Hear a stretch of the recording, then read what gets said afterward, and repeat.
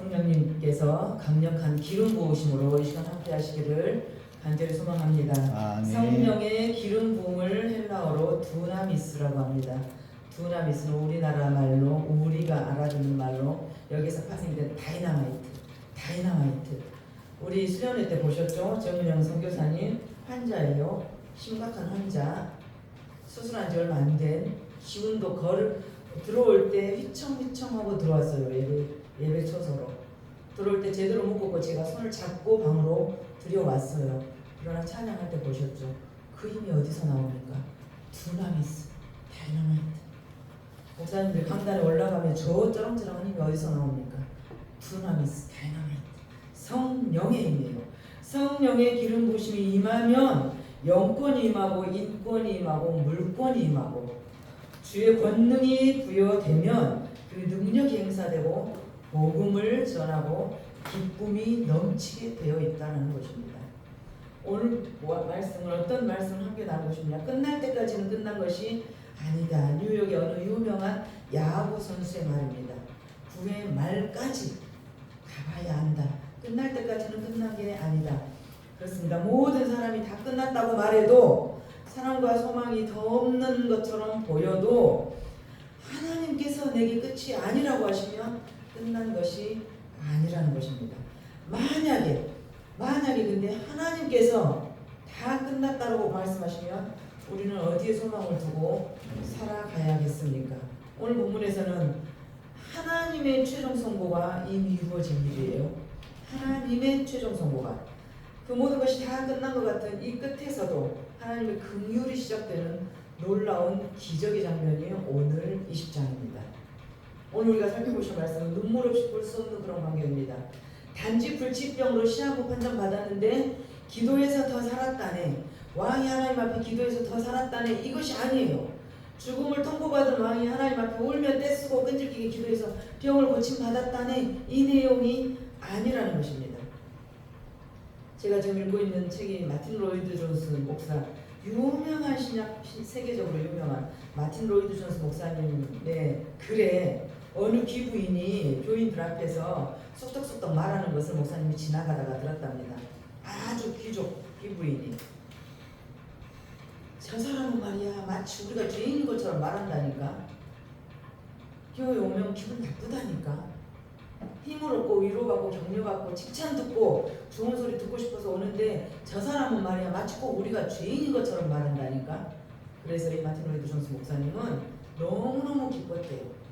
가장 격려의 말이고 가장 칭찬의 말로 들었답니다. 왜? 내가 복음을 제대로 말했구나. 내가 심판을 제대로 말했구나.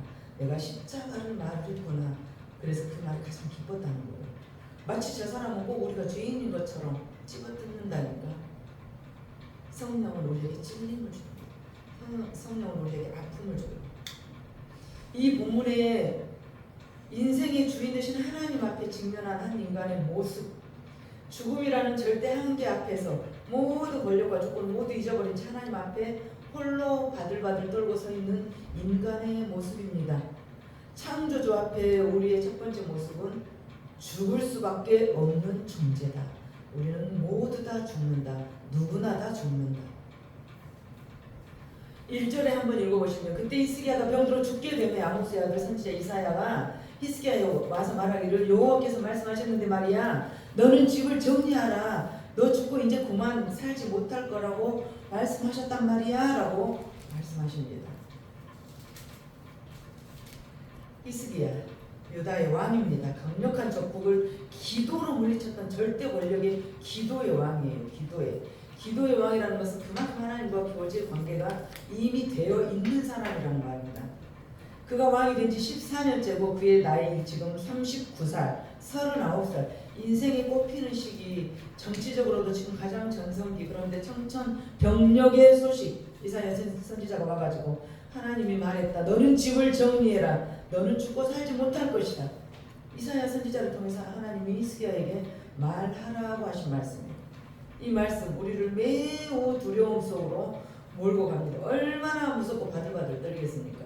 이제 39살 한 나라의 왕. 내가 지금까지 기도로 그 강대국을 물리치고 기도의 힘으로 지금까지 살아왔는데 너 집 정리 빨리 집 정리하래. 여러분들 빨리 죽으니까 집 정리하라고 하면은 정리하실 수 있겠습니까? 에이 헛소리하고 있어. 내가 누군데 죽어. 혹시 이러시렵니까? 절대 권력자. 그는 천하를 다스리고 호령하는 왕이었지만 자기 몸 하나 다스릴 수 없었습니다. 이것이 인생입니다. 천하를 호령하며 다스렸던 왕, 그도 자기 생명 하나 연장할 수 없다는 것입니다. 죽음 앞에서 우리는 홀로 주님 앞에 설 수밖에 없습니다. 아무리 많은 것을 소유해도 내 생명의 주인이 내가 아니라는 사실. 어마어마한 나라를 맡은 책임을 맡았지만 죽음 앞에서 하나님 앞에 나는 바들바들 떨고 서 있을 수밖에 없다는 사실입니다. 세상 사람부터 유명하고 유능한 의사한테 이 소리를 들었다면, 유명한 저 서울대학교 원장한테 이 소리를 들었다면 그래도 당황할 것입니다. 그래도 희망이 있는 것은 하나님이 한 거 아닙니까? 인간의 의술이 나를 함께 지은 거니까 기도하면 되라는 희망이 있지 않겠습니까? 의사한테 들었다면. 그러나 인생의 최종 결정권자 하나님이 말씀하셨대요. 너 거기까지만 살으라고. 우리는 때로 사형 선고를 받기도 해요. 의사가 뭐라고 말하든 간에 하나님이 하신 말씀이 아니라는 것이 우리의 마지막 소망이에요. 의사가 한 달밖에 못 산대. 에이 지가 의사지, 지가 하나님은 아니잖아 라고 우리는 그래도 소망이 있어요. 그런데 하나님이 너 못 살 거야, 거기까지야, 집 정리해라고 하셨다고 말이에요. 이 말을 지금 히스기야는 의사가 아니라 하나님께로부터 들었어요. 이보다 더 명확한 선고가 어디 있습니까? 하나님께서 그에게 말씀하십니다. 집을 정리해라. 여러분, 이 말씀 앞에 우리가 손에 꽉 쥐고 있는 것들이 스르르 빠져나가는 걸 느끼지 않습니까? 안 닥쳐봐서 모르시겠습니까? 내 손에 쥐고 있는 것들, 내가 내 소유라고 착각하고 있는 이 모든 것들 결코 내 것이 아니구나. 이것을 깨닫게 됩니다. 이 본문은 묵상하는 것도 꺼려지고 설교하기 어려운 부분이에요. 아멘도 나오지 않는 부분이에요. 별로 듣고 싶지 않는 이야기예요. 서울대학교 김형민 교수가 쓴 책 제목이 아침에는 죽음을 생각하라. 아침, 우주 만물 생동하는 아침 얼마나 상쾌하고 좋습니까? 이 시간에 죽음을 생각하는 것은 우리 삶이 유익하다라고 그거는 말하는 거예요. 그 아침이라는 시간은 새로운 계획이고 새로운 출발이고 새로운 가능성이고, 그런데 그 시간에 우리 인생의 끝 죽음을 생각하라. 그래야 우리 인생의 선명한 목표와 초점이 생긴다는 것입니다. 인생의 주관자가 되시고 주인 되시는 분은 하나님 아버지십니다. 무엇을 위해 살 것인가, 내가 붙들고 있는 것들, 내가 잡으려 하는 것들이 과연 내 삶을 다 바쳐서 붙들 만한 것인가, 내가 지금 미치게 잡으려고 한 저것이 내 인생을 다 바쳐서 붙들 만한 가치가 과연 있는가, 그토록 내가 집요하게 쫓을 만한 것인가, 내 모든 인생을 낭비하고 저걸 붙잡는 것이 맞는가. 우리 하나님 앞에서 인생을 정리해 볼 필요가 있습니다. 매일매일 하나님의 임재 앞에 서야 됩니다. 육신의 생각은 사망이요, 영의 생각은 생명과 평안입니다. 영적인 사람이 아니고서는 영적 공격을 받지 않습니다. 영적인 사람이 아니면 영적 전쟁을 이해를 못해요. 영적 전쟁 뭐야, 그런 게 뭐야. 하늘에 속한 사람만 할 수 있는 것이 영적 전쟁이고, 영에 속한 사람만이 영적 공략을 당합니다. 육신의 생각은 사망이고 영의 생각은 생명이고 평안이다라고 로마서 8장의 첫 구절부터 말씀하십니다. 그 영혼의 작업을 매주 예배 안에서 하시길 축복합니다. 우리는 그것을 분별이라고 해요. 우리 인생에 때로 불의한 듯 많은 문제가 찾아올 때 우리는 직감적으로 알고 있습니다. 내가 어떻게 하는 것이 하나님이 기뻐하실지, 내가 어떻게 하기를 하나님이 원하시는지. 제가 10여 년 전에 어마어마한 사고가 나고 옥동으로 이사가기 며칠 전에 그 사고의 소식을 들은 그 자리에서 제가 운전대를 딱 멈추고 첫 마디, 하나님 제가 잘못했습니다. 저하고 아무 상관없는 일이었어요. 뒤지게 싸워도 부족할 만한 판에 저는 하나님 앞에 올라서, 하나님 제가 잘못했습니다. 제 인생 지금부터 다시 리셋하겠습니다. 다시 설정하겠습니다.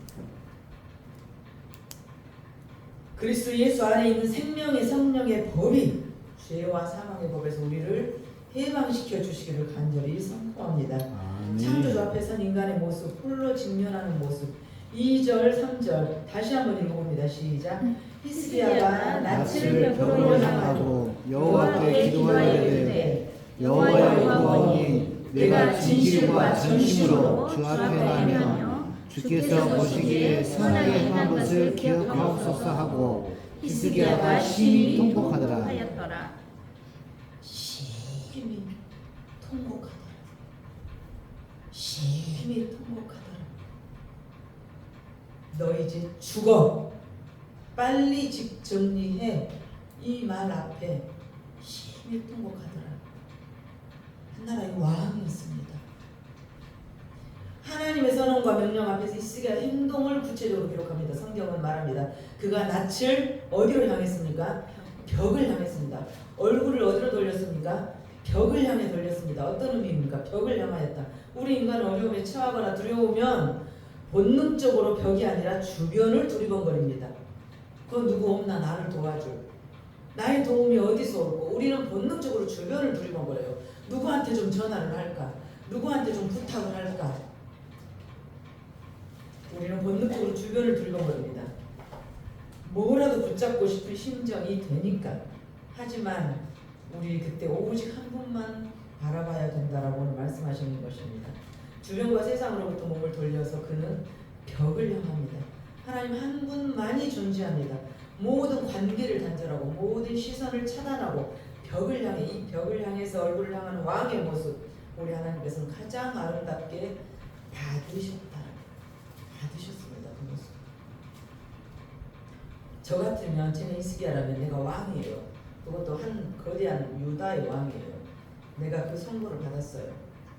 그러면 그 모든 명의들 다 불러와. 우리나라 제일 내로라 하는 의사들 다 불러와. 무당들도 다 불러와. 나를 위해서 너희들 할 수 있는 거 다 해. 이러지 않겠습니까? 그러나 그는 그 모든 것을 다 단절하고 벽을 향했습니다. 그러면 이 벽이 무엇입니까? 솔로몬 성전을 향하는 벽이었다라고 해석되어져 있습니다. 성전 있는 쪽을 향해서 기도하거든 주는 계신 곳 하늘에서 들으시옵소서 하던 솔로몬의 기도가 있는 그 벽, 그 벽의 저 끝에 그 시선 끝에는 무엇이 있느냐? 하나님의 임재가 머무는 성전이 있었다라는 것입니다. 성전. 절대적인 한계에 직면했을 때 히스기야가 했던 행동은 영혼의 하나님 앞에 마주했다라는 것입니다. 여러분들 처절하게 외로울 때, 슬플 때, 고통스러울 때 교회 혹시 일주일에 뭐 몇 번이라도 한 번이라도 혹시 오십니까? 아무도 모를 때 기도하러 혹시 오신 적이 있으십니까? 티도 안 내고 가신 분이 있으십니까? 혹시? 절대적인 한계에 직면했을 때 히스기야가 했던 행동은 영혼의 하나님 앞에 마주했다라는 것을 우리 인생에서 꼭 기억해 내시기를 간절히 소망합니다. 그 한계 벽에서 주님을 만나실 때 주님의 능력이 시작되는 지점입니다. 두나미스, 다이너마이트 같은 이 힘의 능력이 시작되는 곳이 그 절정의 주님을 만나는 그 순간이었어요. 모든 것에서 돌아서서 벽만 보고 기도할 때 그에게는 하나님의 마지막 결정과 선언을 다시 한번 하나님의 긍휼을 구하는 믿음이 있었다는 거예요. 하나님이 분명히 말했어요. 너 죽을 거라고, 삶을 정리하라고. 아니 하나님이 한번 말했는데 그는 다시 또 하나님 앞에 기도한대요. 하나님은 무시하는 겁니까? 하나님이 분명히 너 죽을 거다, 집 정리하라 했는데 그래도 하나님 앞에 또 매달린다라는 거예요. 히스기야에게 남아있는 희망이라는 게 뭘까요? 하나님의 분명한 선언 뒤에도 하나님이 너 거기까지야, 의사가 아니고 너 거기까지야, 정리해. 그런데도 기도한단 말입니까? 그는 하나님의 긍휼과 자비를 완벽하게 믿었던 거예요. 하나님의 계획과 명령이 실행된 후에도 그는 하나님의 자비와 긍휼을 믿었다는 거예요. 우리 인생에 이보다 더 희망적인 조건은 없습니다. 하나님보다 더 희망은 저는 제 인생에는 없어요. 희망이 없어요. 하나님 외에는. 영성이라는 책이 있습니다. 제2차 세계대전 때 영국의 작은 마을에서 전투가 벌어집니다. 그 와중에 미국 병사 한 명이 그만 죽어버렸어요. 그래서 이 병사들의 동료 친구들이 이 친구의 시신을 전쟁터에다 버려둘 수가 없어서 한 작은 마을로 갔어요. 그 마을에는 하얀 울타리가 있는 작은 교회가 있었어요. 교회의 공동 묘지가 있었어요. 그 안에. 그래서 이 친구의 시신을 거기에다라도 묻어주고 싶어서 병사들이 시신을 메고 갑니다. 그런데 교회를 지키고 있는 어느 노 신부님이 계셔서 나오셔서 말합니다. 정말 미안합니다. 신부님, 우리 죽은 이 친구를 우리가 그냥 버려두고 갈 수가 없어서 이 교회의 공동묘지 안에 묻어줄 수 있게 좀 허락해 주십시오. 이 노 신부님이 대답합니다. 정말 죄송합니다. 신자가 아니면 여기에 묻어둘 수가 없습니다. 이것이 교회의 법칙이기 때문에 정말 죄송합니다. 그렇지만 저 교회 울타리 밖에 묻어두는 것은 괜찮습니다. 라고 허락해 줍니다. 그래서 이 병사 친구들은 교회 울타리 밖에 친구를 묻어두고 돌아가서 잠을 자고 새벽에 아침에 너무 또 이것이 걸려서 그냥 돌아갈 수가 없어서 죽은 친구의 무덤을 다시 한번 무덤이라도 보고 가려고 그 교회를 들어갔습니다. 그런데 아무리 찾아도 친구의 묘를 찾을 수가 없어요. 잘 들으십시오. 아무리 찾아도 친구의 묘를 찾을 수가 없어요. 그래서 똑똑 교회 문을 똑똑 신부님에게 물어봅니다. 신부님, 저희가 어제 저녁에 너무 늦게 묻어서 헷갈리는 것인지 우리가 기억을 못하는 것인지 친구의 묘를 찾을 수가 없습니다. 신부님이 대답합니다. 어젯밤 당신들이 떠난 후에 내가 도저히 잠을 이룰 수가 없었습니다. 그래서 오늘 아침 일찍 새벽에 일어나서 내가 그 울타리를 옮겨 놓았습니다. 울타리 안에 비신자를 묻는 것은 도리가 아니어서 밖에 묻으라고 했어요. 그리고 그 울타리를 신부님이 바깥으로 옮겨 놓았으니까 이 안으로 들어왔겠지. 하물며 인간도 이런 국률이 있어요. 지성이면 감천이라고 우리는 말합니다. 지성이면 하늘의 마음을 감동시킵니다. 이 병사 친구들의 마음을 보고 이 신부님은 울타리를 옮겨 놓았습니다. 오늘 여러분의 벽 앞에 우리 하나님께서 울타리를 옮겨 놓는 기적이 일어나기를 선포합니다. 하물며 하나님의 긍휼, 인간도 이러는데 하나님의 긍휼에 기도할 수 있는 것이 특권입니다. 하나님께서 오늘 저와 여러분의 울타리를 옮겨주시기를 바랍니다. 하나님께서 이러려고 결정했어요. 그러나 네 마음, 네 간청, 네 기도를 보고 울타리를 옮기시는 하나님이 저와 여러분의 아빠, 아버지시기를 간절히 축복합니다. 하나님의 특권이에요. 세상 아무리 두리번거려도 나에게 도움을 줄 자가 없는데 이보다 더 큰 백이 어디 있습니까? 그 무한한 자비와 그 무한한 긍휼, 자녀된 특권을 다 활용하시기를 축복합니다. 그 울타리를 확장시켜주고 그 울타리를 넓혀주시는 아빠, 아버지 그 은혜가 저와 여러분의 것이기를 간절히 소망합니다. 여러분의 눈물의 간청으로 우리 하나님이 울타리를 옮기시는 기적이 일어나기를 축복합니다. 아멘. 하나님이 기억하는 우리가 되기를 원합니다. 마지막으로 우리 인간의 마지막 모습, 창조주 앞에 눈물. 그가 심히 통곡했어요. 왕으로 체면도 없고 통곡은 삶에 대한 강한 애착, 인생을 여기서 끝낼 수가 없어요. 아버지, 나 이제 39살이에요. 이 절규하는 인간의 눈물.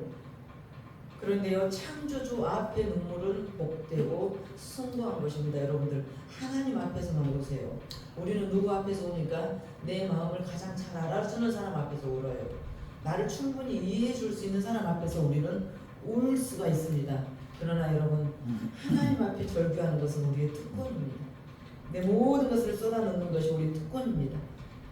다른 사람이 아닌 하나님 아버지라는 것이 얼마나 기쁨의 특권인지 하나님 앞에서 눈물을 아끼지 마시기를 바랍니다. 예배의 자리에서는 마음껏 울고 예배의 자리에서는 마음껏 행복한 그런 예배가 되시기를 간절히 축복합니다. 마지막으로 20장 4절부터 7절까지 우리 박하나 집사님 한번 읽어주십시오. 4절부터 7절. 이사야가 성읍 가운데까지도 이르기 전에 여호와의 말씀이 그에게 임하여 이르시되 너는 돌아가서 내 백성 주권자 히스기야에게 이르기를 왕의 조상 다윗의 하나님 여호와의 말씀이 내게 네 기도를 들었고 네 눈물을 보았노라. 내가 너를 낫게 하리니 내가 3일 만에 여호와의 성전에 올라가겠고 내가 네 날에 15년을 더하여 내가 너와 이 성을 아수르 왕의 손에서 구원하고 내가 나를 위하고 또 내 종 다윗을 위함으로 이 성을 보호하리라 하셨더라. 이사야가 이르되 무화과 반죽을 가져오라 하매 무리가 가져다가 그 상차에 놓으니 나으니라. 아멘. 내가 네 기도를 들었고 내가 네 눈물을 보았노라. 분명히 죽음을 선포하셨으나 하나님의 마음을 돌이키십니다. 울타리를 옮기십니다. 이사야 선지자가 성읍들에 가기도 전에 이미 하나님의 마음을 돌이키셨어요. 지금 누가 급합니까? 히스기야가 살고 싶어서 급합니까? 아니요. 하나님 아버지의 마음을 급합니다. 히스기야 저놈을 여기까지만 살리려고 했는데 그가 벽을 보고 오직 나만 구했기 때문에 이제는 하나님 아버지의 마음이 급해졌습니다. 그래서 이토록 급하게 이사야를 붙잡고 내가 네 기도를 들었고 네 눈물을 보았다. 그러면 되지 않습니까?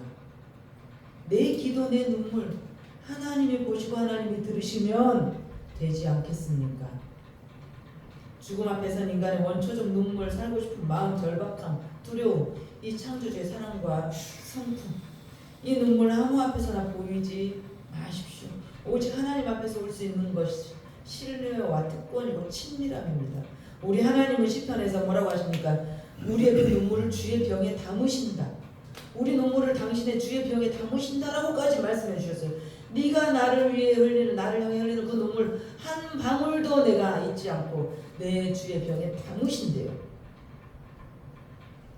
죽게 매달리는 자의 눈물을 버려두지 않으십니다. 그리고 히스기야처럼 생명을 히스기야에게 15년 더 연장시켜 주시는데 너무나 웃긴 것이 하나님의 치료 방식을 한번 보십시오. 자, 7절에 뭘로 치료하십니까? 무화과 반죽으로 성체. 얼마나 웃겨요. 어떻게 이해해야 됩니까? 하나님이신데 이렇게 하찮은 방법, 무화과 반죽을 굳이 왜 꼭 씁니까? 그 중병을 치료하기에는 너무나 웃기고 하찮은 거예요. 지금 이 무화과 반죽은 여기 뭐 종기 조금 났을 때, 지금 뾰루지 났을 때 바르는 그 무화과 반죽을 하라는 거. 아니 천하를 만드신 하나님께서 그를 살려주시려면 좋게 그냥 살리실 것이지, 중병에 걸려서 죽을 인생에게 집사님 진통제 타이레놀 하나 드세요 이걸 이렇게 말하는 거예요. 지금 하나님이 지금 그러는 거예요. 죽을 병 걸린 히스기야에게 진통제 타이레놀 하나 먹어라 이 처방을 내리신 거예요. 무화과 반죽 아무나 그 맨날 날마다 쓰는 각 집집마다 있는 그 무화과 반죽에서 거기다 붙여라. 많은 성경의 치유 방식에는 너무나 소박하고 시시한 순종을 원하시는 것입니다. 죽을 병에 걸린 그에게 무화과 반죽 이 짜잘한 걸 지금 붙이라고요. 누가 그걸 할 줄 몰라서 죽습니까? 하나님이 원하시는 것은 무엇이냐? 순종. 나만 장군이 문둥병을 고칠 때 요단강에 7번 몸을 씻으라. 그 소박한 명령을 지키고 순종했을 때 남들은 비웃었어요. 너무나 작고 사소한 것에 순종하기를 원하시는 것입니다. 별다른 것을 원치 않으세요. 별 거대한 것을 원치 않으세요. 우리 하나님은 아주 작은 것, 이 예배의 자세 하나, 이 기도의 자세 하나, 이 찬송 부르는 나의 태도 하나, 이 작은 것을 원하신다는 거예요. 죽을 사람한테 타이레놀 하나 잡수세요. 얼마 못 산다고 내놓고 무화과 반죽 발라보라 이거예요. 이 인간의 한계를 아시게 하나님은 구원의 역사를 이루어가기 위해서 우리에게 작은 순종을 원하세요. 아까 누가 주고 말씀하셨는데 5째 주 기도는 임명수 권사님으로 고쳐주시기 바랍니다. 헌금 위원도 고쳐주시고, 하나님은요 이 세계의 무엇을 들어서라도 그분의 주권을 행사하십니다. 나 아니면 안 되는 게 아니고, 하나님은요 저 돌들을 들어서라도 아브라함의 자손이 되게 하세요. 누구 손에 들리느냐가 문제예요. 내가 없어서 된 것이 아니고, 내가 있어야 된 것이 아니고, 이 세계의 무엇을 들어서라도 그분의 주권을 행사하세요. 그 하찮은 무화과 반죽으로 당신의 주권을 행사하세요. 그 하찮은 타이레놀 하나로 하나님의 기적을 행사하세요. 무엇을 보시냐? 순종을 보신다고요. 순종. 생명의 주인은 하나님이십니다. 시간의 주인도 하나님이세요. 오르르 쾅쾅 하늘이 열리고 번개가 우리번쩍 치고 이렇게 기적이 일어난 것이 아니고, 작은 말 하나 툭 던지는 그 말에 순종하는지를 보시겠다는 것입니다. 무화과 반죽을 갖다 바르라고 했을 때 아이고 웃기고 있네. 뭘 하나님이 돼갖고 다시 살려주려면 저거 말라면 저걸 바르라 그래. 우리 날마다 애기들한테 발라주는 건데 그걸 하라고 한단 말이야. 하나님 말씀에 순종하는 거예요. 순종, 아주 작고 사소한 평범한 일에 순종하게 하심으로써 기적을 보여주십니다. 그래서 생명을 15년을 연장시키고 하나님의 위대한 역사를 써가시는 것입니다. 오늘 이 예배의 자리, 순종의 자리에서 하나님의 기적이 임하시기를 간절히 축복합니다. 히스기야는 죽을 병에서 회복되었고 다시 성전으로 올라가게 됩니다. 하나님께서 보여주신 방법은 그에게 15년 더 살게 하시고 해시계를 10도 뒤로 물러가게 하셨어요. 시간의 주인이 하나님이다 그거예요. 째깍째깍 흘러가는 시계를 뒤로 돌려놨어요. 뒤로. 여러분들 세월 빠르시죠? 1년이 얼마나 빠릅니까? 흐르는 세월을 누가 멈출 수가 있습니까? 하나님이 해시계 그림자를 10도 뒤로 물러가 시간을 뒤로 잡아당기셨어요. 무엇을 말합니까? 네 시간의 주인은 나야. 네 생명의 주인도 나야. 내가 오늘 너를 죽이려고 했고 너한테 집을 정리하라고 했지만 네가 벽을 두고 얼마나 간절히 부르짖던지 내 마음이 조급해져서 내가 너를 다시 15년을 살리기로 하고 해그림자를 10도를 뒤로 물러가게 한 네 생명과 네 시간의 주인 나야.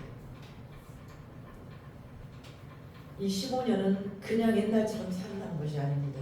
이제는 다르게 살랍니다. 책임의 시간입니다. 책임. 카이로스의 시간. 하나님의 시간으로 다시 살아보라는 것입니다. 어차피 나는 그때 죽었어요. 하나님이 죽으라고 할 때 나는 죽었어야 돼요. 그런데 다시 살려주었어요. 그러면 옛날하고 똑같이 아니고 이제 책임의 시간, 하나님의 시간, 카이로스의 시간, 하나님의 명령을 지키는 하나님의 타이밍으로 쓰임받으면서 우리 오늘부터 1일 시작한 우리 모든 식구들 되기를 간절히 소망합니다. 우리 아까 찬송 첫 곡 한번